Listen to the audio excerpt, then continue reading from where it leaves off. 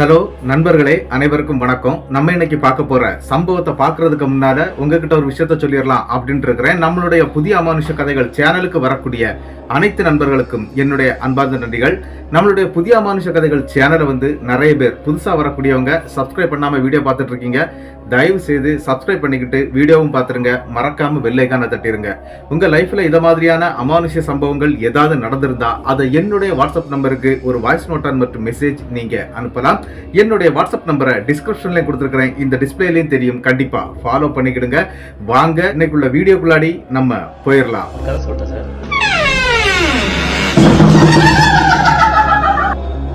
அதுல உனக்கு கதை கேட்டு பழகிடுச்சு, எனக்கு கதை சொல்லியே பழகிடுச்சு. நான் கதை சொல்றேன், நீ கேளு. இந்த சம்பவத்தை நமக்கு அனுப்பி தந்திருக்கிறது அருளானந்தம் அப்படிங்கிறவர் தான். இந்த சம்பவத்தை அனுப்பி தந்திருக்கிறாரு. இவர் ஒரு லாரி டிரைவருங்க. இவருடைய லைஃப்ல கிட்டத்தட்ட 3 தடவை அமானுஷ்ய சம்பவத்துல மாட்டியிருக்கிறாரு. அதை ஒவ்வொன்றா நம்ம பார்த்துடலாம். என்ன அப்படின்னா, நம்மளுடைய அருளானந்தம் லாரி டிரைவர். அது மட்டும் இல்ல, 2004 காலகட்டத்துல தான் நடக்குது. திருநெல்வேலி மாவட்ட பாளையங்கோட்டை அப்படிங்கிற ஊரை சேர்ந்தவர் தாங்க நம்மளுடைய அருளானந்தம். அவருடைய அப்பா சிவசுடர சாமிக்கு சாமி ஆடக்கூடிய ஒரு நபருங்க. இப்போ அந்த சாமி ஆடிக்கிட்டு இருக்கிறது நம்மளுடைய அருளானந்தத்துடைய உடம்புல தான் ஆடிட்டு இருக்கிறாங்க. அந்த மாதிரி தான் சொல்லியிருக்கிறாரு. அப்படிப்பட்ட அந்த நபருக்கு நடந்த 3 அமானுஷ்ய சம்பவங்களை நம்ம இன்னைக்கு பார்க்க போறோம். என்ன அப்படின்னு பாத்தீங்கன்னா, முதல் சம்பவம் 2004 காலகட்டத்துல தாங்க நடக்குது. நம்மளுடைய அருளானந்தத்துக்கு மனைவி 2 மகள்கள் இருக்கிறாங்க. ரொம்ப சந்தோஷமான ஒரு குடும்பம் தான். ஆனா 2004 காலகட்டத்துல இவர் கல்யாணம் பண்ணிக்கிடல. அதாவது அப்பா அவருக்கு 27 வயசாயிருக்குது. இவர் லாரி டிரைவரா இருந்திருக்கிறாரு. அது மட்டும் இல்லைங்க, என்ன நடந்துச்சு அப்படின்னு பாத்தீங்கன்னா, சென்னையில இருந்து பாண்டிச்சேரிக்கு இவங்க ஒரு லோடு ஏத்திட்டு போயிட்டு இருக்கிறாங்க. இந்த திருநெல்வேலியை சேர்ந்த வண்டி தாங்க. அதாவது லாரி, சொந்த லாரி கிடையாது. ஒரு ஓனருக்கு கீழே தான் லாரி ஓட்டிட்டு இருக்கிறாரு. சென்னையில இருந்து அந்த வண்டியை எடுத்துக்கிட்டு கிளம்புறாருங்க. கிட்டத்தட்ட சாயந்தரம் ஒரு 6-6:30 மணி இருக்குங்க அவங்க சென்னையில இருந்து கிளம்பும் போது. சென்னை டு பாண்டிச்சேரி கிட்டத்தட்ட 500 கிலோமீட்டருக்கு மேல இருக்குதுங்க. அதனால இவங்களும் கொஞ்சம், அதாவது என்ன அப்படின்னா, வண்டி லோட் ஆயிடுச்சு அப்படின்னா ஒரு 100 கிலோமீட்டர் தூரம் போகணும் அப்படின்னு சொன்னாலே கிட்டத்தட்ட 3 மணி நேரம் எடுத்துரும். அதாவது என்ன அப்படின்னா, இவங்க வண்டி லோடோட இருக்கிறதுனால ஒரு 40-45 கிலோமீட்டர் வேகத்துல தாங்க இவங்க வண்டியை எப்பவுமே கொண்டு போயிட்டு இருப்பாங்க. அப்படிதாங்க அன்னைக்கும் போயிட்டு இருக்கிறாங்க. கிட்டத்தட்ட அங்க இருந்து கிளம்பி ஒரு 200 கிலோமீட்டர் கழிஞ்சிருதுங்க. அந்த இடத்துடைய பேரெல்லாம் சொல்ல வேண்டாம் அப்படிங்கிற மாதிரி சொல்லி இருக்கிறதுனால மட்டும்தான் நான் இந்த மாதிரி சொல்லிட்டு இருக்கிறேன். அப்படி இவங்க வந்துகிட்டு இருக்கிறாங்க. நள்ளிரவு கிட்டத்தட்ட ஒரு 12:30 மணி இருக்குங்க. அந்த நேரத்துக்கு என்ன நடக்குது அப்படின்னு பாத்தீங்கன்னா, இவங்க எப்பவுமே சரி இந்த ரோட்ல எல்லாம் வண்டி ஓட்டும் போது கிட்டத்தட்ட ஒரு 4-5 லாரிகள் சேர்ந்து போறதாங்க வழக்கம். ஏன்னா அந்த காட்டு ரூட்டுகள் அந்த மாதிரி தான் இருக்கும் அப்படின்னு சொல்லியிருக்கிறாரு. அது மட்டும் இல்லைங்க, இன்னொரு விஷயம் என்ன அப்படின்னு பாத்தீங்கன்னா, நம்ம இப்போ பார்க்கக்கூடிய இந்த ரோடு எல்லாம் கிடையாதுங்க. அந்த டைம்ல 2-வே மட்டும்தான் இருந்திருக்குது.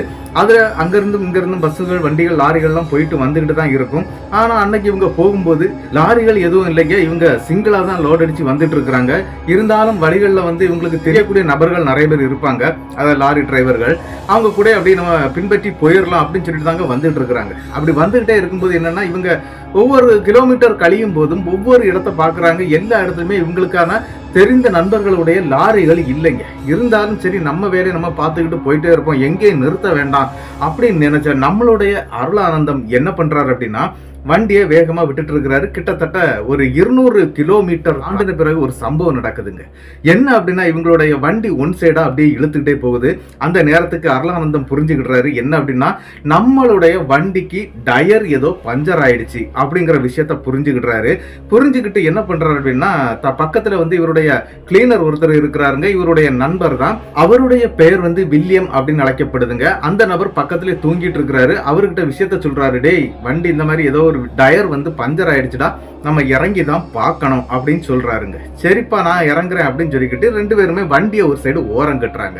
அந்த ஓரம் கட்டக்கூடிய இடத்துல ஒரு லைட் இருக்குங்க. அதாவது என்ன அப்படின்னா, ரொம்ப தூரம் லைட்டே இருக்காதான். அந்த டைம்ல போஸ்டுகள் இருக்கும், ஆனா லைட்டுகள் ரொம்ப தூரம் இருக்காது.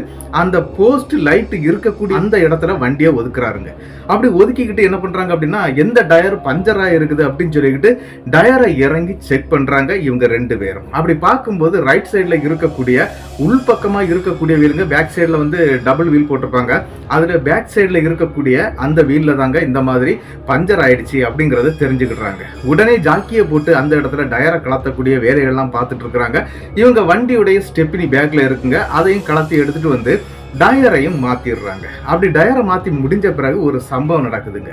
என்ன அப்படின்னு பாத்தீங்கன்னா, இந்த கலத்தி வச்சிருப்பாங்க இல்லையா ஒரு ஸ்டெப்னி டயர், அதாவது பஞ்சரான டயர். இந்த டயரை வந்து பேக் சைடுல கொண்டு மாட்டணும். பேக் சைடு அப்படின்னு சொன்னா இந்த லாரில எல்லாம் நீங்க பாத்தீங்க அப்படின்னா பேக் சைடுல வந்து கீழ் பக்கத்துல அந்த டயர் வந்து அப்படி தெரியும். முன்னால இருக்கக்கூடிய வண்டிகள்லாம் நான் பார்த்துருக்கிறேன். அதே மாதிரி இப்போ நிறைய வண்டிகள்ல இருக்குது. அந்த பேக் சைடுல வந்து மாட்டி வைக்கணுங்க. அப்போ என்ன அப்படின்னு பாத்தீங்கன்னா, ஒரு பட்டை கிளம்பு மாதிரி கொடுத்துருப்பாங்க. அதுல ஒரு சங்கிலி மாதிரி போட்டிருப்பாங்க. அதை வச்சு அப்படியே சுத்தினா மட்டும்தாங்க அந்த டயர் மேல போகும். அதுக்கப்புறம் 2 போல்ட் போட்டு அதை டைட் பண்ணிக்கிட்டு தாங்க வண்டி எடுக்க முடியும். சரிடா நீ அதை பாருடா அப்படின்னு சொல்லிக்கிட்டு அந்த இடத்துல நம்மளுடைய அருளானந்தம் வந்து என்ன பண்றாரு அப்படின்னா வண்டிக்கு ஃப்ரண்ட்ல வர்றாருங்க. அப்படி ஃப்ரண்ட்ல நெருங்கி வரும்போது ஒரு சம்பவம் நடக்குது. என்ன அப்படின்னா, இவங்க வண்டியை வந்து ஸ்டார்டிங் கண்டிஷன்லயே விட்டுருக்காங்க. அதுக்கு ஒரு காரணம் இருக்குது. என்ன அப்படின்னா, திடீர்னு வண்டிகள் ஆஃப் ஆச்சு, திடீர்னு ஸ்டார்ட் ஆகாம போயிடுச்சுன்னா பெரிய பிரச்சனை ஆயிடும். அதுக்காக வண்டியை வந்து ஸ்டார்டிங் கண்டிஷன்லயே விட்டுருக்காங்க. அந்த ஹெட்லைட் வந்து ஒரு டிம்மான லைட்னு சொல்லுவாங்க, அதாவது ஒரு சின்ன பல்ப் மட்டும் எரிஞ்சிட்டு இருக்கும். அந்த மாதிரி லைட் வெளிச்சத்துல அப்படியே விட்டுக்கிட்டு தாங்க இந்த வேலையெல்லாம் பார்த்துட்டு இருக்கிறாரு. அப்படி அவர் பார்த்துட்டு இருக்கும்போது கூட ஒரு 2 லாரிகள் இவங்களை கிராஸ் பண்ணி போயிருக்குது. அதையும் அவங்க பார்க்க தான் செய்யறாங்க. ஆனா என்ன அப்படின்னா, இந்த டயர் ஸ்டெப்னி இருக்குது இல்லையா, இதை மாட்ட சொல்லிக்கிட்டு அருளானந்தம் பின்னால இருந்து மெல்லமா நடந்து ஃப்ரெண்டுக்கு வர்றாருங்க. அப்படி ஃப்ரெண்டு சைட்ல வரும்போது ஒரு குழந்தை, அதாவது கிட்டத்தட்ட ஒரு 8 வயது மிக்க ஒரு பெண் குழந்தை நின்று அழுதுகிட்டே இருக்கிறாங்க. இது யாருடா இந்த நேரத்துல இந்த இடத்துல, அதுவும் நள்ளிரவு 12:30 மணிக்கு ஒரு பெண் குழந்தை நின்று அழுதுட்டு இருக்கிறாங்க அப்படின்னு சொல்லிக்கிட்டு கிட்ட நெருங்கி போயிடுறாரு. யாருமா நீ, எதுக்குமா இதுல வந்து நிக்கிற அப்படின்னு சொல்லிக்கிட்டு கேட்கிறாருங்க. இதை கேட்ட உடனே அந்த இடத்துல அந்த பெண் வந்து பயங்கரமா அழ ஆரம்பிச்சிடுறாங்க. என்னமா நடந்துச்சு என்ன அப்படின்னு சொல்லிட்டு கேட்கறாங்க. உங்க வீடு எங்க இருக்கு அப்படின்லாம் கேட்கும்போது அந்த குழந்தை வந்து என்ன சொல்லுது அப்படின்னா, என்னுடைய அம்மா வந்து 4 பேர் தூக்கிட்டு போயிட்டாங்க இந்த காட்டுக்குள்ளாடி. நானும் பின்னாலே போனேன். ஆனா அவங்க என்னெல்லாமோ பண்ணிட்டு இருக்காங்க, என்னால முடியல, அவங்கள காப்பாற்ற முடியல, கொஞ்சம் எங்க கூட வாங்க அப்படின்னு சொல்லிட்டு அந்த குழந்தை கேட்குது, எங்க அம்மாவை காப்பாத்துங்க அப்படின்னு சொல்லுதுங்க. அந்த குழந்தையுடைய கண்ணீரை பார்த்த உடனே இவருக்கு மனசு இறங்கிறது. உடனே என்ன பண்றாரு அப்படின்னா, பின்னால இருக்கக்கூடிய கிளீனர் கிட்ட எதுவுமே சொல்லாம வண்டியில இருந்து ஒரு டார்ச் லைட்டை எடுத்துக்கிட்டு அந்த குழந்தையை தாங்க கூட்டிட்டு போறாங்க அந்த காட்டுக்குள்ளாடி.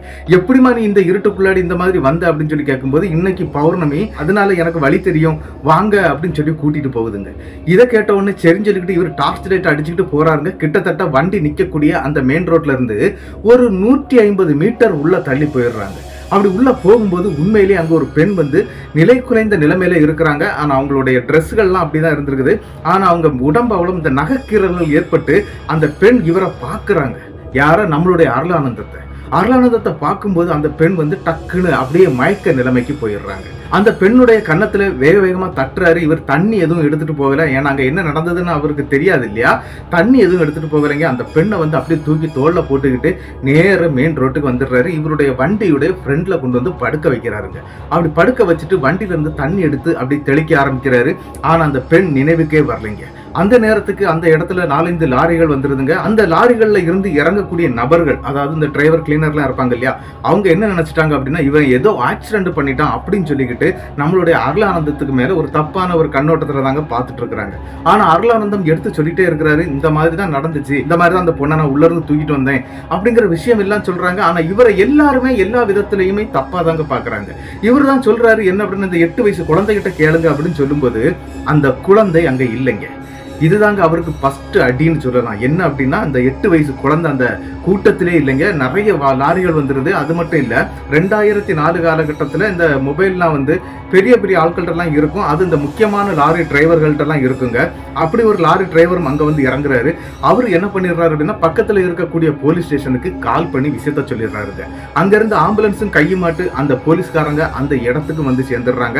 அப்படி வந்த உடனே என்ன பண்றாங்க அப்படின்னா, இந்த பொண்ணை வந்து ஆம்புலன்ஸ்ல ஏற்றி ஹாஸ்பிட்டலுக்கும் கொண்டு போயிடுறாங்க. நம்மளுடைய அருளானந்தத்தை அரெஸ்ட் பண்ணிடுறாங்க அவங்க வண்டியோட சேர்த்து. கிட்டத்தட்ட என்ன நடக்குது அப்படின்னு பாத்தீங்கன்னா, போலீஸ் ஸ்டேஷன்ல கூட்டிட்டு போய் விசாரிக்கவும் செய்யறாங்க. அந்த நேரத்துக்கு நம்மளுடைய அருளானந்தம் வந்து என்ன பண்றாரு அப்படின்னா, அங்க என்ன நடந்துச்சோ அதை அப்படியே சொல்றாருங்க. ஆனா கிளீனரை கூப்பிட்டு விசாரிக்கும் போது கிளீனர் வந்து என்ன விஷயம் சொல்றாரு அப்படின்னா, அப்படி ஒரு குழந்தைய நாங்க பார்க்கவே இல்லை. அது அவர் பார்க்கல. ஏன் அப்படின்னா, அவர் வந்து பின்பக்கத்துல அந்த டயர் ஸ்டெப்னி இருக்குது இல்லையா, அதை மாட்டிக்கிட்டு இருந்ததுனால அவரு பார்க்கவே இல்லைங்க. அப்போ இது யார் பண்ணது, எப்படி பண்ணது, எப்படி இந்த ஆக்சிடென்ட் நடந்தது அப்படிங்கிற கோணத்திலே தாங்க எல்லாரும் விசாரிக்க ஆரம்பிக்கிறாங்க. அந்த பெண் ஆஸ்பத்திரியில் வச்சிருக்கிறாங்க. டாக்டர் செக் பண்ணி பார்த்துக்கிட்டு அந்த பெண் ரேப் செய்யப்படலை. ஆனா அந்த பெண்ணுடைய உடம்புல வந்து பயங்கரமான நகைக்கீறல்கள்லாம் இருக்குது அப்படிங்கறது மாதிரிலாம் சொல்றாங்க. ஆனா அந்த பெண் வந்து நினைவுக்கே வரல, அவங்க கோமா ஸ்டேஜுக்கு எண்டிங்ல இருக்கிறாங்க அப்படிங்கறது மாதிரி டாக்டர்களும் சொல்லிடுறாங்க. இதை கேட்டுக்கிட்டு இவருக்கு கைகாலெல்லாம் நடுங்கிருது. அது மட்டும் இல்ல, இவரு சொல்லக்கூடிய கதையை அங்க நம்புறதுக்கு யாரும் தயாராக இல்லைங்க. என்னடா பண்றது இப்போ அப்படின்னு சொல்லிக்கிட்டு இவர் கொஞ்சம் மனதளவுல நொந்து போறாரு. அவர் வணங்கக்கூடிய அந்த சிவசுடரை சாமி இருக்கிறார் இல்லையா, அவர் அப்படியே மனசுல தியானிச்சுக்கிட்டே இருக்கிறாருங்க. என்ன அப்படின்னா இவர் பயங்கரமான பக்தர், அதனால அப்படியே தியானிச்சுக்கிட்டே இருக்கிறார். நல்லது செய்ய போய் இந்த மாதிரி பிரச்சனையில நான் மாட்டிக்கிட்டேனே ஆண்டவா அப்படிங்கிற மாதிரி யோசிச்சுக்கிட்டு அவர் கண் கலங்கவும் செய்யறாருங்க. கிட்டத்தட்ட 1 நாள் 2 நாள் 3 நாள்னு சொல்லி இவரை கூட்டிட்டு போய் ஹாஸ்பிட்டல்ல வந்து இந்த செக் பண்றது, அதாவது இவர் குடிச்சிருக்கிறாரா அப்படி இப்படின்னு சொல்லிக்கிட்டு 3 நாட்கள் ஓடி இருந்துங்க. அந்த பெண் 3வது நாள் மத்தியானத்துக்கு பிறகு சுய நினைவுக்கு வர்றாங்க. அப்படி சுய நினைவுக்கு வந்த பெண் வந்து நம்மளுடைய அருளானந்தத்தை தான் பார்க்கணும் அப்படின்னு சொல்லுதுங்க. யாருக்கும் ஒன்றும் புரியல. போலீஸ் ஸ்டேஷனுக்கும் சொல்லிடுறாங்க. இவங்க போலீஸ் ஸ்டேஷன்லயே காவல் இருக்கிறாங்க, வேற வழியே இல்லை. அந்த லாரி ஓனர் வரைக்கும் அங்க வந்துடுறாருங்க. அவரும் அங்கதான் இருக்கிறாரு. இருந்துகிட்டு என்னடா பண்ணி தொலைச்சி வச்சிருக்கிற அப்படின்னு சொல்லிட்டு கேட்கும்போது இவருக்கு நடந்த விஷயத்த மட்டும்தாங்க இவர் சொல்லிக்கிட்டே இருக்கிறாரு. ஆனா அங்க இருக்கக்கூடிய யாருமே இதை நம்பலைங்க.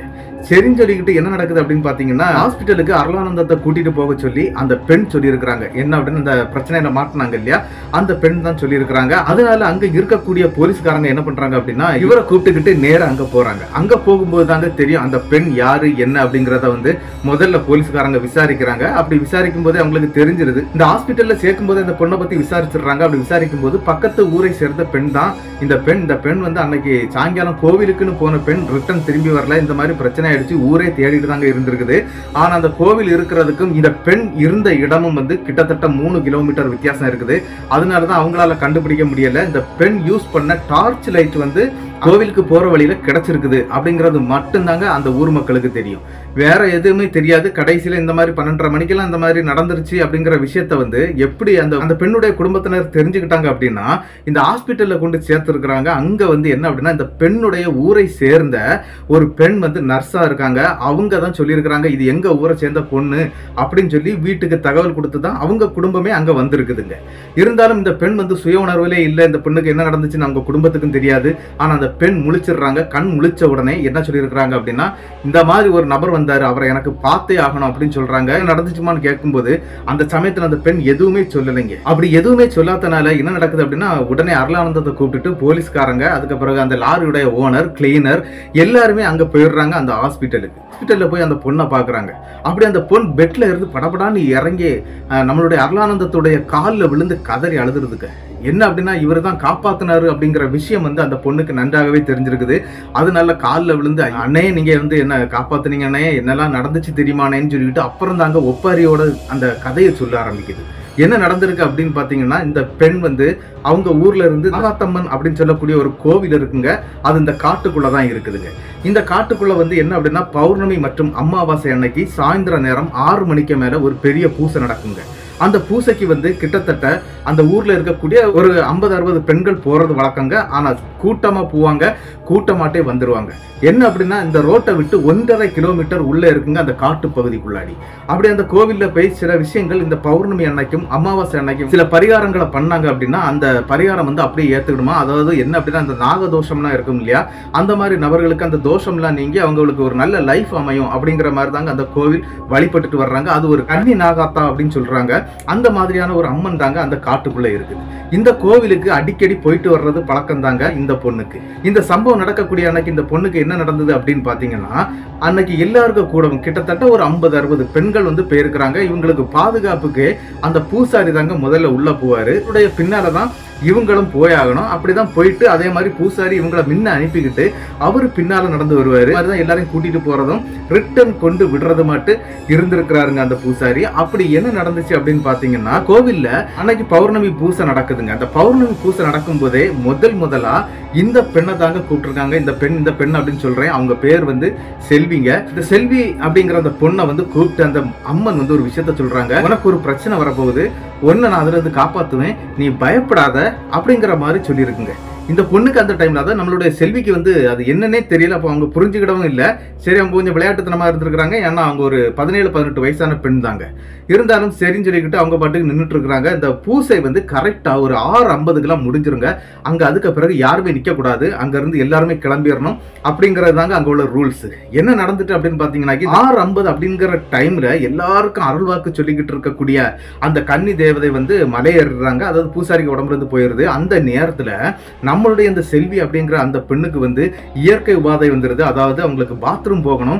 அதுக்காக என்ன பண்றாங்க அப்படின்னா, டே நான் வந்து கிட்ட தானே இருக்குது அந்த காட்டு பகுதியில் நான் போயிட்டு வந்துடுறேன் அப்படின்னு சொல்லிக்கிட்டு அந்த பெண்ணும் என்ன செய்யறாங்க அப்படின்னா வேகமாட்டு அந்த பக்கம் போறாங்க. இந்த பெண் வந்து கூட நிற்கக்கூடிய ஒரே ஒரு பொண்ணுகிட்ட மட்டும்தாங்க சொல்லிட்டு போயிருக்கிறாங்க. ஆனா என்ன நடந்துச்சு அப்படின்னு பாத்தீங்கன்னா, இந்த பெண் வந்து அவங்க சொல்லிட்டு போனாங்க இல்லையா ஒரு பெண், அந்த பெண் வந்து கொஞ்சம் வெகுளியான பெண்ணு. என்ன அப்படின்னா, யாராவது ஏதாவது கதை பேசிட்டு இருந்தாங்கன்னா அதுக்கு முன்னால என்ன நடந்துச்சோ அதை மறந்துகிட்டே போயிருவாங்க. அப்படிதாங்க இந்த பெண் பாத்ரூமுக்காக ஒதுங்கினதை மறந்து இந்த கூட்டத்தோட கூட்டமா அந்த பெண் போயிடுறாங்க. கிட்டத்தட்ட மெயின் ரோடு எல்லாம் தாண்டி அவங்க வீட்டுக்கே போன பிறகுதாங்க இந்த சம்பவம் தெரியுது. என்ன அப்படின்னா, கூட வந்த செல்வியை காணலன்னு சொல்லி தெரியுது. அதுக்கு பிறகு ரிட்டன் அங்க இருக்கக்கூடிய ஊர் மக்கள்ல இருந்து அந்த பூசாரி வரைக்கும் எல்லாரையும் கூப்பிட்டுக்கிட்டு ரிட்டன் வந்திருக்கிறாங்க. கிட்டத்தட்ட அவங்க ஊருக்கும் அந்த கோவிலுக்கும் 3 கிலோமீட்டர் தூரம் இருக்குது. நடந்துதான் போகணும், நடந்துதான் வரணும் அப்படிங்கிற ஒரு கண்டிஷன் தான். இவங்களும் ரிட்டன் அந்த இடத்துக்கு வரும்போது வழியில டார்ச் லைட் மட்டும் கிடக்குதுங்க. அதுவும் எந்த இடத்துல கிடக்குது அப்படின்னா, இந்த 1.5 கிலோமீட்டர் தூரம் இருக்குது அப்படின்னு சொன்னேன் இல்லையா, அந்த மெயின் ரோட்ல இருந்து 1.5 கிலோமீட்டர் தூரம் இருக்குது. அந்த 1.5 கிலோமீட்டர்ல ஒரு 1 கிலோமீட்டர் தூரத்துக்கு அளவுல அந்த டார்ச் லைட் கீழே விழுந்து கிடக்குது. இந்த பெண்ணுக்கு என்ன நடந்துச்சு அப்படிங்கிற விஷயம் இந்த ஊர் மக்களுக்கு தெரியல. ஊர் மக்கள் உள்ள தேடவும் ஆரம்பிச்சிட்டாங்க. ஆனா என்ன நடக்குது அப்படின்னு சொல்லி செல்வி தாங்க சொல்றாங்க. அங்க போய் பாத்ரூம் இருந்துகிட்டு பக்கத்துலயே ஒரு சின்ன குளம் இருக்குங்க. அதாவது இந்த நாகாத்தம்மன் கோவிலுக்குள்ள ஒரு குளம்னு சொல்லலாம். அந்த குளத்துல வந்து என்ன நடக்குது அப்படின்னா, இவங்க காலெல்லாம் கழுவிக்கிட்டு டக்குன்னு வந்து பாக்குறாங்க, இங்க யாருமே இல்லைங்க.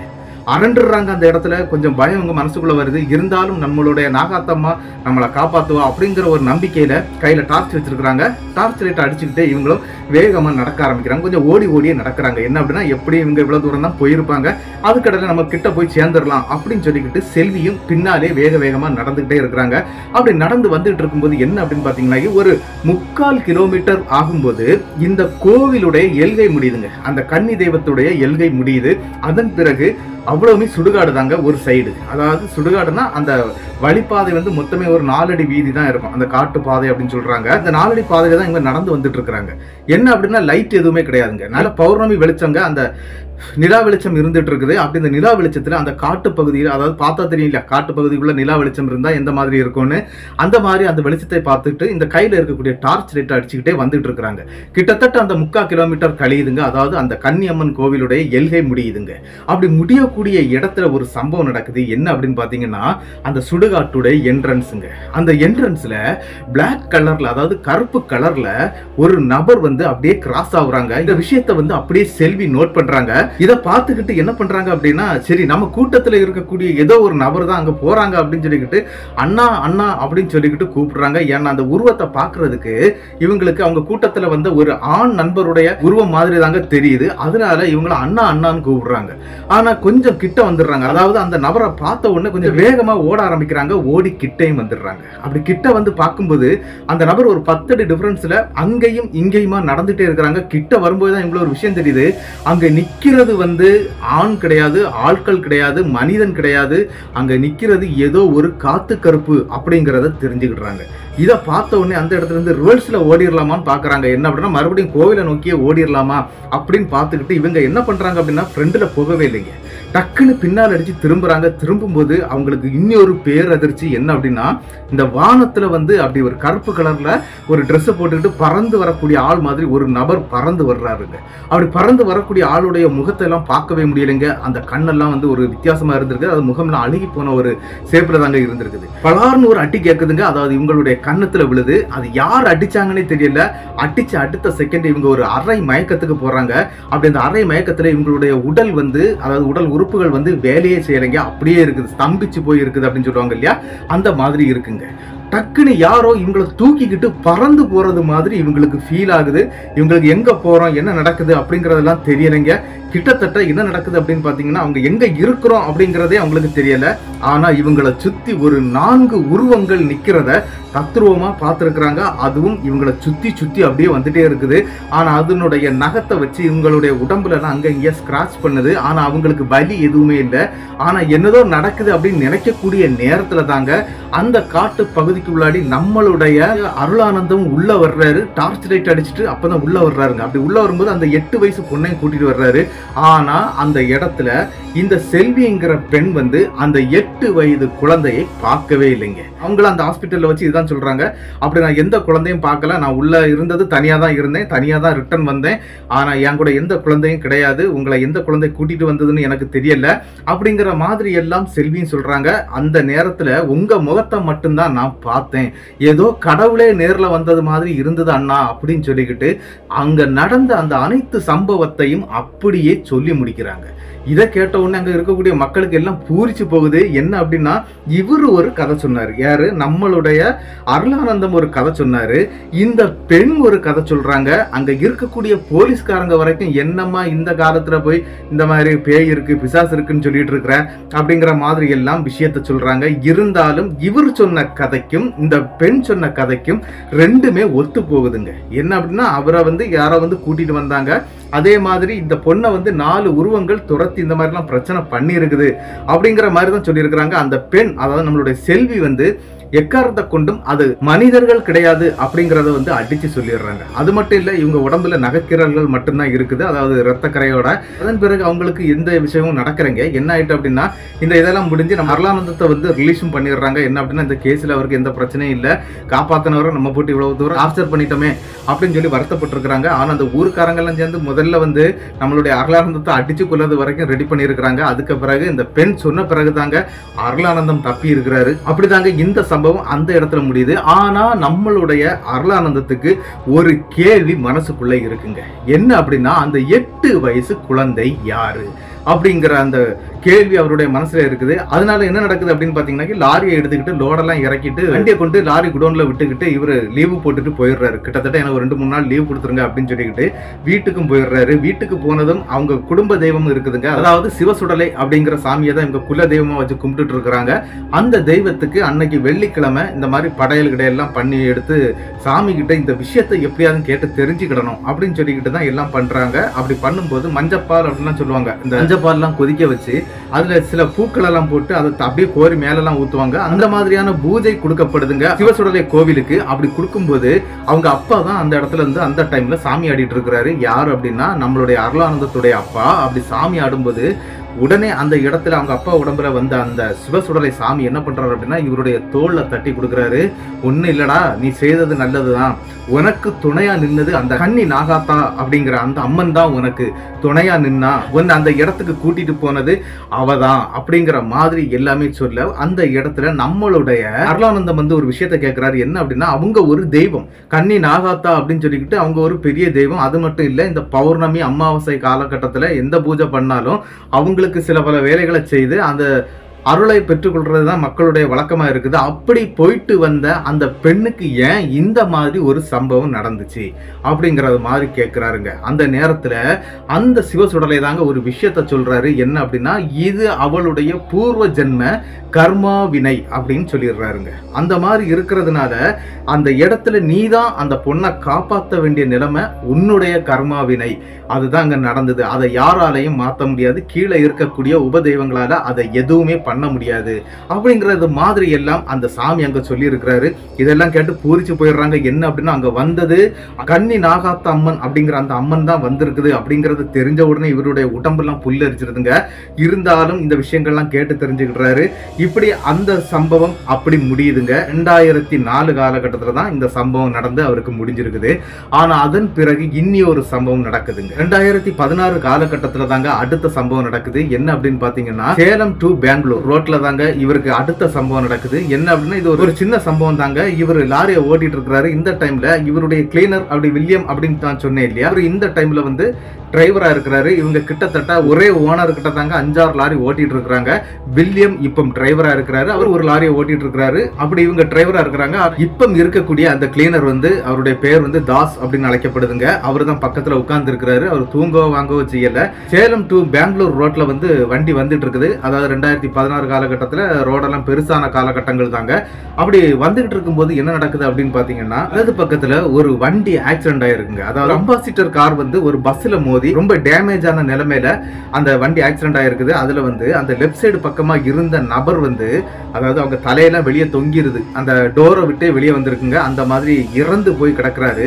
அதை பார்த்துக்கிட்டே தாங்க இவங்க வண்டியை மூவ் பண்ணிட்டே இருக்கிறாங்க. இவங்க வண்டி வந்து ஒரு 4-5 வண்டிகள் தொடுத்து தான் வந்துட்டு இருக்குது. போலீஸ்காரங்க எந்த வண்டியும் அதில் நிக்க விடாம எல்லாத்தையும் விரட்டி விட்டுட்டே இருக்கிறாங்க. அதாவது அந்த இடத்துல டிராபிக் ஜாம் ஆயிரும் அப்படின்னு சொல்லிக்கிட்டு எல்லாரையும் அனுப்பிட்டே இருக்கிறாங்க. அப்படி அனுப்பிக்கிட்டே இருக்கும்போது இவர் அந்த இறந்து கிடக்கக்கூடிய அந்த நபருடைய முகத்தை அப்படியே பார்த்துக்கிட்டே தாங்க வண்டியை ஓட்டிட்டு போயிட்டு இருக்கிறாரு. அந்த ரோடு கொஞ்சம் தூரம் போயிருது. அதாவது என்ன அப்படின்னா, இந்த டிராபிக் ஆனதுனால முதல்ல போன வண்டிகள்லாம் வந்து இவங்களை தாண்டி 2 கிலோமீட்டர் தூரம் போயிடுறாங்க. இவரும் அடுத்தது போறாரு. இவருக்கு பின்னால வில்லியம் வண்டியில வந்துட்டு இருக்கிறாரு. ஆனா இவர் போயிட்டு இருக்கும்போது என்ன ஆகுது அப்படின்னு பாத்தீங்கன்னா, வண்டியே இல்லைங்க. இவங்க ரோட்ல வண்டி இல்ல, பக்கத்து ரோட்ல வந்து நிறைய டிராபிக் ஜாம் ஆனதுனால வண்டிகள் கொஞ்சம் குறைவா தான் இருக்குது. அதாவது அந்த இடத்துல குறைவா இருக்குது, ஒரு 2 கிலோமீட்டர் தூரத்துல. அப்படி போகும்போது என்ன அப்படின்னா, அந்த இடம் பயங்கர குத்து இருட்டா இருக்குதுங்க. அப்படி இந்த வண்டியுடைய வெளிச்சத்துல ஒரு சம்பவம் நடக்குதுங்க. என்ன அப்படின்னா, ரைட் சைடு ரோட்ல இருந்து வேகமாட்டு ஒரு நபர், அதாவது என்ன அப்படின்னா, அந்த இறந்து கிடந்தார் இல்லையா அந்த கார்ல, அந்த நபர் வந்து வேகமா வந்து இவருடைய வண்டியில வந்து பட்டார்னு அடிச்சிடறாருங்க. இவருக்கு தூக்கி வாரி போட்டுறது, வண்டியை வேக வேகமாட்டு லெப்ட் சைட்ல ஒதுக்கிடுறாரு. என்ன அப்படின்னா, நம்ம அந்த நபரை ஏத்தி இறக்கிட்டோம் அப்படின்னு தான் நினைக்கிறாரு. நினைச்சுக்கிட்டு இவரும் என்ன பண்றாரு அப்படின்னா, அப்படி பார்த்துக்கிட்டு கீழே இறங்குறாரு. மற்ற கிளீனரும் உட்கார்ந்து தான் இருக்கிறாரு. ஆனா அவருடைய கண்ணுக்கு இது தெரியலைங்க. என்னடா ஆச்சு, எதுக்குடா இந்த மாதிரி வண்டியை ஒதுக்குற அப்படின்னு சொல்லிட்டு கிளீனரும் கேட்கிறாரு. கேட்கும்போது இந்த மாதிரி சொல்றாரு, யாரும் நம்ம வண்டிக்கு முன்னால குதிச்சாங்க, அப்படி குதிச்ச நபர் அந்த கார்ல ஆக்சிடென்ட் ஆகி இருந்தார் இல்லையா, அதே மாதிரி தான்டா இருந்தது அப்படிங்கறது மாதிரி சொல்றாரு. அப்படி எதுவுமே நடக்கல அப்படிங்கிற மாதிரி அந்த கிளீனர் அப்படிங்கிறவரும் சத்தம் போடுறாரு. என்ன அப்படின்னா, அந்த மாதிரி எதுவுமே நடக்கலடா, நீ ஏதோ கனவு கண்டிருப்ப அப்படி அப்படிங்கிற மாதிரி சத்தம் போடுறாங்க. இருந்தாலும் இவர் இறங்கி போய் பாக்குறாருங்க. அந்த ரோட்ல அந்த மாதிரி எதுவுமே இல்லை. ஆனா இவர் பார்க்கும்போது ஒரு விஷயத்த பாக்குறாரு. என்ன அப்படின்னா, இவருடைய அந்த நம்பர் பிளேட், அதாவது அந்த லாரியுடைய நம்பர் பிளேட்ல ரத்தம் நிறைய தெரிச்சு போயிருக்குங்க. இதை பார்த்துட்டு அரண்டுறாரு. அந்த கிளீனரும் அரண்டுறாரு, நீ சொன்னது சரிதான், ஆனா இந்த ரத்தம் எப்படி வந்தது? அதுதான் அந்த இடத்துல பெரிய ஒரு கேள்விக்குறியா மாறுதுங்க. சரின்னு சொல்லிக்கிட்டு அங்கெல்லாம் தேடி பாக்குறாங்க. அந்த மாதிரி எதுவும் இல்லை. அங்கிருந்து வேக வேகமா வண்டி எடுத்துடுறாரு. வண்டி எடுத்துக்கிட்டு என்ன பண்ணிடுறாரு அப்படின்னா, இவங்க முன்னால ஒரு 3 வண்டி போயிருக்குங்க. இவங்க கம்பெனியை சேர்ந்த வண்டி. அந்த வண்டியை நோக்கி இவர் வந்துடுறாரு. அதாவது அந்த அவங்க வண்டி விட்டுருக்கக்கூடிய இடத்துக்கும் இவங்க வந்து சேர்ந்துடுறாங்க. வந்து சேர்ந்துட்டு அங்க டீ குடிக்கிறாங்க. டீ குடிச்சுக்கிட்டு நடந்த விஷயத்த சொல்லும்போது மற்ற வண்டிக்காரங்க டிரைவர்லாம் இருக்கிறாங்க இல்லையா, அவங்க என்ன சொல்றாங்க அப்படின்னா, இதெல்லாம் ஒரு மனப்பிரம்மடா, வேற எதுவும் கிடையாது அப்படிங்கிற மாதிரி சொல்றாங்க. ஏதாவது புறாவோ இல்லைன்னா ஆந்தையோ இந்த மாதிரி வந்து சடார்னு நம்ம வண்டிக்கு முன்னால கிராஸ் ஆகும்போது இந்த மாதிரி அடிக்கிறது வழக்கம். அப்படி அடிக்கும்போது சில ரத்தங்கள் இந்த மாதிரி தெரிக்கிறது வழக்கம் தான், நீ அதைத்தான் ஏதோ பார்த்துருக்குற அப்படிங்கிற மாதிரி சொல்லிக்கிட்டு இவரும் விட்டுறாருங்க. கிட்டத்தட்ட என்ன நடக்குது அப்படின்னு பாத்தீங்கன்னா, இவங்க லோடெல்லாம் கொண்டு சேர்த்துடுறாங்க. வண்டியை இவர் என்ன அப்படின்னா, டெய்லி காலையில நீட்டா கழுவிடுவார். அந்த ஃப்ரண்ட் சைடை ஃபுல்லாவே கழுவி எடுத்து தான் வண்டி எடுப்பாருங்க. அதுவும் இல்லாம சிவசுடலையோட போட்டோ இருக்குங்க. அந்த மாதிரி போட்டோவுக்கு எல்லாம் பூவெல்லாம் போட்டு நல்ல பக்தி மயமா இருக்கும் அவருடைய வண்டிக்கு உள்ள ஏறணும். அந்த மாதிரி தாங்க அவர் அங்கிருந்து கிளம்புறாரு. சிவசுடலையோடைய பாடல் ஒலிக்க அங்கிருந்து வண்டி எடுக்கிறாங்க. இந்த 5 வண்டிகளும் ஒரே இடத்துக்கு தாங்க வந்திருக்குது. ஆனா இப்போ என்ன அப்படின்னு பாத்தீங்கன்னா, இந்த 5 வண்டிகளும் வேற வேற இடத்துக்கு போகுதுங்க. இவருக்கு எங்க வரணும் அப்படின்னா, சென்னையில இருந்து மறுபடியும் பாண்டிச்சேரி தாங்க வரணும். அதாவது பாண்டிச்சேரிக்கு தான் இவருக்கு லோடு கிடைச்சிருக்குது. அடுத்து பாண்டிச்சேரியில இருந்து லோடு எடுத்துக்கிட்டு மறுபடியும் திருநெல்வேலி மாதிரி வந்து சேருவாங்க. அப்படிதாங்க அங்கிருந்து கிளம்புறாரு நம்மளுடைய அருளானந்தம். அப்படி கிளம்பி மற்ற லாரிகள்லாம் வேற வேற திசைக்கு போயிருச்சு. இவரும் ஸ்ட்ரெயிட்டா வந்துட்டு இருக்கிறாரு. கிட்டத்தட்ட சாயந்தரம் ஒரு 8-8:30 மணி இருக்குங்க. அந்த நேரத்துக்கு தான் அந்த வண்டி லோடாகி வண்டியை எடுத்துக்கிட்டும் வர்றாங்க. அப்படி வந்துகிட்டே இருக்கும்போது ஒரு கடையில இறங்கி சாப்பிட்டுறலாம், சாப்பிட்டுக்கிட்டு போயிடலாம் அப்படின்னு சொல்லிட்டு ஒரு 10 மணிக்கு இந்த ரோட்டோரமா இருக்கக்கூடிய கடையில சாப்பிடவும் செய்யறாங்க. அப்படி சாப்பிட்டுக்கிட்டே இருக்கும்போது வண்டி வந்து மெயின் ரோட்டு பக்கத்துல ஒதுக்கி அப்படி விட்டுருக்காங்க. இவங்க அந்த லாரியை விட்டு கொஞ்சம் தள்ளி தாங்க இருக்கிறாங்க. என்ன அப்படின்னா, ஒரு 10-25 மீட்டர் தள்ளி இருக்கிறாங்க. அதாவது ரோட்டு கடை மறுபக்கம் இருக்கிறதுனால இந்த சைட்ல இருந்து அந்த பக்கம் போய் நின்று சாப்பிட்டுட்டு இருக்கிறாங்க. அப்படி சாப்பிட்டுட்டே இருக்கும்போது நம்மளுடைய அருளானந்தம் ஒரு விஷயத்த பாக்குறாரு. என்ன அப்படின்னா, அந்த லாரியுடைய டாப்பை பாக்குறாருங்க. அதாவது லாரியுடைய மேல் பக்கத்துல இருக்கக்கூடிய அந்த டாப் சைடை பாக்குறாரு. வெளி பக்கத்துல நின்று அப்படி பார்க்கும்போது அதுக்கு மேல ஒரு நபர் வெள்ளை வேட்டி வெள்ளை சட்டைங்க அப்படி போட்டுட்டு உட்கார்ந்து இருக்கிறது மாதிரி தெரியுது. இது யாரடா நம்ம வண்டியில நமக்கு தெரியாம எவனோ ஒருத்தன் ஏறி இருக்கிறானே அப்படின்னு சொல்லிக்கிட்டு வேக வேகமா அருளானந்தம் என்ன பண்றாரு அப்படின்னா, சாப்பிட்டுக்கிட்டு கையெல்லாம் கழுவிட்டு காசை தாசுகிட்ட கொடுக்க சொல்லிக்கிட்டு இவர் வேக வேகமா ஓடி கிராஸ் பண்ணி அந்த வண்டி கிட்ட வந்துடுறாருங்க. அப்படி வண்டிகிட்ட வந்து மேல பார்க்கும்போது அங்க யாருமே இல்லைங்க. இவருக்கு ஒண்ணுமே புரியல. தாசும் வேக வேகமா காசை கொடுத்துட்டு அவர் வந்துடுறாரு. என்னடா ஆச்சு அப்படின்னு சொல்லி கேட்கும்போது, டே நான் அங்க இருந்து பார்க்கும்போது இந்த மாதிரி மேல ஒரு உருவம் இருந்ததை நான் பார்த்தேன்டா, உண்மையிலே அது ஏதோ ஒண்ணுதான் நம்ம வண்டியில இருக்குது அப்படிங்கிற மாதிரி எல்லாம் பேசிக்கிட்டு அவர் என்ன பண்றாரு அப்படின்னா, இவர் ஒரு பக்திமயமான ஆள் அப்படின்னு நான் சொன்னேன் இல்லையா, வண்டிக்குள்ள எலுமிச்சம்பழம் அருவா எல்லாம் வச்சிருப்பாருங்க. சிவசுடலையுடைய அருவா அப்படின்னு சொல்லப்படுதுங்க. அதுல ஒரு அருவா வச்சிருக்கிறாரு. அதுல வந்து எலுமிச்சம்பழத்தை குத்தி வச்சிருப்பாரு. அப்படி என்ன பண்றாரு அப்படின்னா, அந்த அருவாயோட சேர்த்து அந்த எலுமிச்சம்பழம் குத்தி இருக்குது இல்லையா, அந்த அருவாயை எடுத்துக்கிட்டு வண்டியை ஒரு 3 தடவை சுத்துறாருங்க. சுத்திக்கிட்டு அந்த எலுமிச்சம்பழத்தை 2ஆ வெட்டி அந்த பக்கம் இந்த பக்கம்னு சொல்லி வீசிக்கிட்டு அங்க இருந்து வண்டியை ஸ்டார்ட் பண்ணி வண்டியை எடுத்துக்கிட்டு கிளம்பிடுறாங்க. இவங்க கிட்டத்தட்ட ஒரு 2-2:30 மணி இருக்குங்க. அந்த நேரத்துக்கு என்ன நடக்குது அப்படின்னா, இது ஒரே ஒன் வே ஹைவே ரோடு அப்படிங்கிறதுனால இந்த தாஸ்ங்கிற நபர் இருக்கிறார் இல்லையா, அவருக்கும் வண்டி ஓட்ட தெரியும். அதனால கொஞ்ச நேரம் நீ ஓட்டுறா அப்படின்னு சொல்லிக்கிட்டு அந்த நபர்கிட்ட வண்டியை கொடுத்துக்கிட்டு நம்மளுடைய அருளானந்தம் வந்து கொஞ்சம் சரிஞ்சு படுத்துடுறாருங்க. என்ன அப்படின்னா, கொஞ்சம் போல தூங்கி எந்திரிச்சோம் அப்படின்னா அந்த கொஞ்சம் ப்ரெஷர் குறையும், அதுக்காக அவர் அது பண்றாருங்க. சரின்னு சொல்லிக்கிட்டு அந்த நபர் தாங்க, அதாவது தாஸ் அப்படிங்கிற அந்த நபர் தாங்க வண்டி ஓட்டிட்டு இருக்கிறாரு. அருளானந்தம் நல்லா தூங்கிட்டே இருக்கிறாரு. திடீர்னு வண்டி ஒரு சடன் பிரேக் அடிக்குதுங்க. இவங்க தூங்கி ஒரு 10 நிமிஷத்துல என்ன அப்படின்னு சொல்லிக்கிட்டு டக்குன்னு நம்மளுடைய அருளானந்தம் எழும்பி கேட்கிறாரு, என்னப்பாச்சு, எதனால நீ இதை பண்ண, எதுக்கு பிரேக் அடிச்சு அப்படின்னு சொல்லி கேட்கும்போது அவர் என்ன சொன்னாரு தெரியுமா, ஒரு நபர் அந்த கண்ணாடிக்கு மேல, அதாவது காலை தொங்க போட்டுக்கிட்டு அந்த கால் வந்து அந்த கண்ணாடிக்கு முன்ன இப்படி ஆடி இருக்குங்க. எப்படி இருக்கும் பாருங்க, நள்ளிரவு நேரத்துல ஆளே இல்லாத இடம் அப்படின்னு கூட சொல்லாங்க, அவங்க வண்டி ஓட்டிட்டு இருக்கக்கூடிய இடம். ஆனா அந்த காலை பார்த்த உடனே அரண்டுறாரு. அரண்டுகிட்டு அந்த பிரேக் அடிச்சார் இல்லையா, பிரேக் அடிக்கும்போது அந்த நபர் வந்து அந்த கண்ணாடி வழியா பார்க்கும்போது முன்ன போய் விழுந்தது மாதிரி தெரியுது. நீ சொன்னது மாதிரி நம்ம வண்டிக்குள்ள எவனோ ஒருத்தன் இருக்காண்டா அப்படின்னு சொல்லிக்கிட்டு 2 பேரும் வண்டியை விட்டு கீழே இறங்கிடுறாங்க. இறங்கி அந்த நபர் கீழே விழுந்ததுனால கண்டிப்பா இங்கதான் இருக்கணும், அவனால எங்க எந்திரிச்சு போக முடியாதுன்னு சொல்லிட்டு தேடவே ஆரம்பிக்கிறாங்க. ஆனா அங்க யாருமே இல்லைங்க. இவங்களுக்கு அரண்டுறது ஒரு சைட்ல இருந்தாலும் அங்க இருந்து வேக வேகமா வண்டி எடுத்து நம்ம இங்க இருந்து கிளம்பிடுவோம்டா, இது ஏதோ ஒரு அமானுஷ்ய சக்தி தான் நம்மளை துரத்திக்கிட்டு இருக்குது அப்படின்னு சொல்லிக்கிட்டு இவங்க கிட்டத்தட்ட பாண்டிச்சேரியை நெருங்கிடுறாங்க. அப்படி பாண்டிச்சேரியை நெருங்கும் போது அங்க ஒரு முனீஸ்வரன் கோயில் இருக்குங்க. அந்த கோவில்ல விடிய காலையில் ஆயிருதுங்க. அந்த கோவில்ல வந்து காலையிலே பூசையெல்லாம் கொடுப்பாங்க போல இருக்குது. அதனால அந்த காலையில நிறைய பக்தர்கள் அங்க நின்றுட்டு இருக்கிறாங்க. ஏதோ கோவிலுக்கு போகக்கூடிய பக்தர்கள் மாதிரி தெரியுதுங்க. அந்த இடத்துல வண்டியை நிறுத்தின உடனே அந்த கோவில்ல இருக்கக்கூடிய பூசாரியை பார்த்து இந்த விஷயத்த சொல்றாங்க. பூசாரி அந்த வண்டியை பார்த்த உடனே ஒரு விஷயத்த சொல்லிடுறாருங்க. என்ன அப்படின்னா, அந்த வண்டியில ஏதோ ஒண்ணு இருக்குப்பா அப்படின்ட்டு. இவங்களுக்கு எதுவுமே புரியல, எதனால அது வந்திருக்குது, எது என்னது அப்படிங்கிறது தெரியாம முழிச்சிட்டு இருக்காங்க. உடனே அந்த பூசாரி என்ன பண்றாரு அப்படின்னா, அங்க இருந்து ஒரு தேங்காய் மற்றும் எலுமிச்சம்பழம், ஒரு முட்டைங்க, இதெல்லாம் எடுத்துட்டு வந்து அந்த வண்டியை சுத்தமா சுத்திடுறாரு. சுத்திக்கிட்டு அந்த முனீஸ்வரன் காலுக்கு அடியில கொண்டு வச்சிடறாரு. நீங்க இனி பயப்பட வேண்டிய தேவையில்லை, நீங்க போகலாம் அப்படிங்கிற மாதிரி சொல்றாரு. அந்த திருநூறுலாம் எடுத்துட்டு வந்து ஊதி விட்டு இருக்கிறாரு அந்த வண்டிக்கு ஃப்ரெண்ட்ல எல்லாம். அதுக்கு பிறகு அங்க இருந்து கொஞ்சம் திருநூறையும் எடுத்துக்கிட்டு இவங்க நெட்டிலையும் போட்டுக்கிட்டு அந்த வண்டிக்கும் சில எலுமிச்சம்பழங்கள் டயர் கடையில வச்சு நசுக்கிக்கிட்டு அங்க இருந்து கிளம்பிடுறாங்க. அதுக்கு பிறகு இவங்க வீட்டுக்கும் வந்துடுறாங்க. இந்த சம்பவம் அப்படியே நடந்து முடிஞ்சிருதுங்க. என்ன அப்படின்னா, அவங்களோட 2வது நடந்த சம்பவம் இந்த மாதிரி அந்த முனீஸ்வரன் கோயிலே முடிஞ்சிருது. ஆனா இதை பத்தி அவங்க பெருசா வெளியே பேசிக்கல. இதெல்லாம் இயல்பா நிறைய வண்டிகள்லாம் நடந்திருக்குது அப்படிங்கிற மாதிரி தாங்க சொல்லப்படுது. இப்பவும் நிறைய வண்டிகளுக்கு நடந்துகிட்டு இருக்குது அப்படின்னு தாங்க சொல்லியிருக்கிறாரு. என்ன அப்படின்னு பாத்தீங்கன்னா, இந்த 2வது சம்பவம் அவங்களுக்கு இந்த மாதிரி தான் நடந்து முடிஞ்சிருதுங்க. அடுத்ததாக 3வது சம்பவங்க. இந்த 3வது சம்பவம் வந்து ரொம்ப சின்ன சம்பவம் தான். அதாவது 2020 காலகட்டம் குவாரண்டைன் ரிலீஸ் பண்ண டைம் சொல்லாங்க. அந்த டைம்ல இவங்க ஊர் பக்கத்துல இருக்கக்கூடிய ஒரு கல் குவாரி இருக்குங்க. அந்த கல் குவாரியை வந்து லாக் பண்ணி வச்சுட்டாங்க. அதாவது லாக்டவுனுக்கு பிறகு அது ஓப்பனே ஆகல, அப்படி லாக் பண்ணி வச்சுட்டாங்க. அந்த கல் குவாரிக்கு வந்து அடிக்கடி வந்து இவங்களுடைய ஓனர்கள்லாம் போயிட்டு வந்த ஒரு காலகட்டம் இருக்குங்க.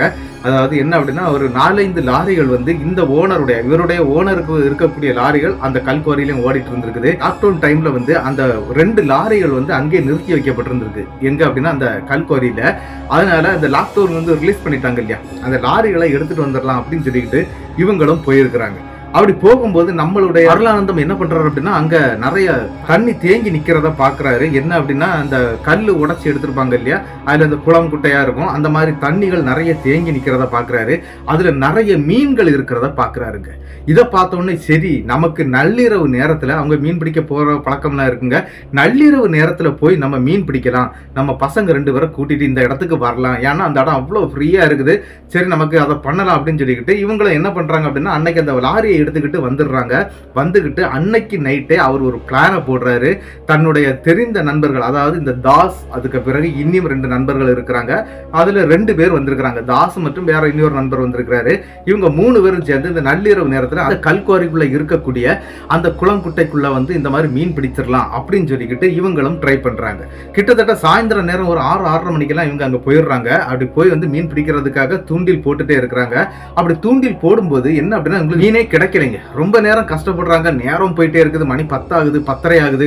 என்னடா இது மீனே கிடைக்க மாட்டேங்குது அப்படின்னு சொல்லிக்கிட்டு என்ன பண்றாங்க அப்படின்னா 3 பேரும் தனித்தனியா பிரிஞ்சிடுறாங்க. இவங்க கையில எல்லாருக்கிட்டையும் டார்ச் லைட்லாம் இருக்குது.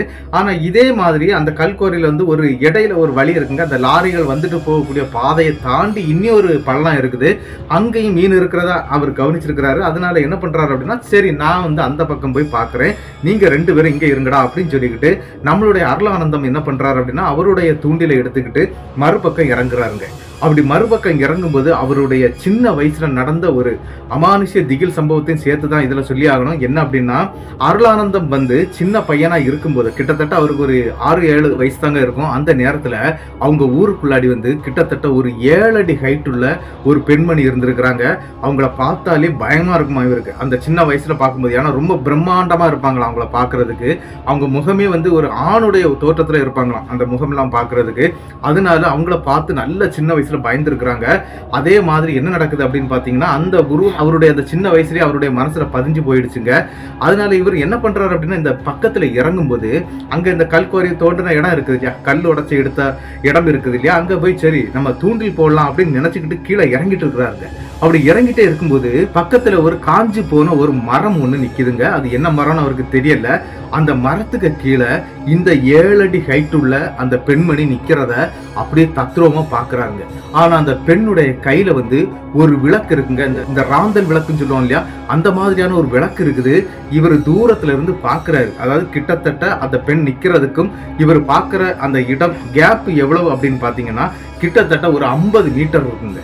இவர் தத்ரூபமா பாக்குறாரு. பார்த்துக்கிட்டு இது அந்த பொம்பளை தானே, இவ தான் அப்பவுமே செத்து போயிட்டாளே, இவ எப்படி இங்க நிக்கிறா அப்படின்னு சொல்லிக்கிட்டு பயந்துகிட்டே டார்ச் லைட்டை முகத்துல அடிக்கிறாருங்க. ஏன்னா முகம் சரியா தெரியல. முகத்துல அடிக்கும்போது முகம் அவ்வளவுமே கரிஞ்சு போய் இருந்திருக்குங்க. கண்ணெல்லாம் வந்து கருப்பு கலர்ல, அதாவது அந்த ஒயிட்டே இல்லை, ஃபுல்லாவே பிளாக்கா இருந்திருக்குது. இதை பார்த்ததுதான் உண்டுங்க. அந்த தூண்டில் கம்பெல்லாம் அங்கே போட்டுக்கிட்டு டார்ச் லைட்டை மட்டும் தாங்க கையில வச்சிருந்துருக்கிறாரு.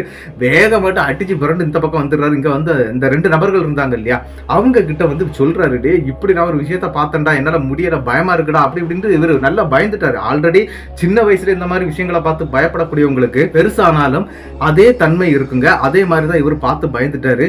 உடனே அந்த நண்பர்களும் இறங்கி அதாவது அதே இடத்துக்கு வர்றாங்க. வாடா நாங்க வந்து பாக்குறோம் அப்படின்னு சொல்லிட்டு பார்க்கும்போது அந்த உருவத்தையும் காணல, அங்க இருந்து அந்த விளக்கையும் காணல. நீ என்னடா இந்த பிரம்ம பிடிச்சவன் போல இந்த மாதிரி எல்லாம் பேசிட்டு இருக்கிற, இதெல்லாம் உன்னுடைய கற்பனைடா அப்படி இப்படின்னு சொல்லிக்கிட்டு அன்னைக்கு அங்கிருந்து அவரை கூட்டிட்டு வந்துடுறாங்க. ஆனா கிட்டத்தட்ட இவர் வீட்டுக்கு வந்த பிறகு 2 நாள் பயங்கரமான ஜுரத்துல படுத்திருக்கிறாருங்க. அந்த ஜுரம் அவருக்கு புரிஞ்சிருது. என்ன அப்படின்னா அந்த பெண்ணுடைய உருவத்தை பார்த்ததுனாலதான் இந்த ஜுரம் நமக்கு வந்திருக்குது அப்படிங்கறது தெரிஞ்சுக்கிட்டாரு.